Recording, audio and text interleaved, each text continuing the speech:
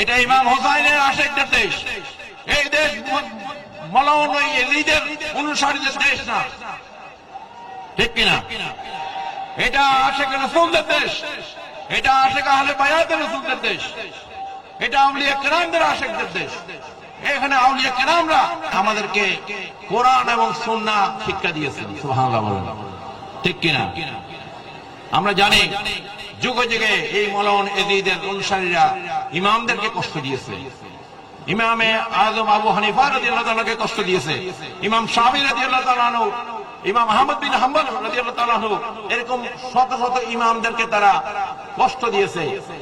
তাদের জবান থেকে ইয়াজিদের পক্ষে প্রশংসা বের করানোর জন্য তারা যুগে যুগে কষ্ট দিয়েছে।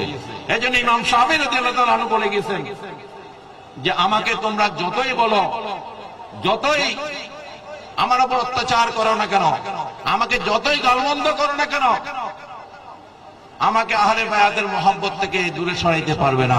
সুবহানাল্লাহ।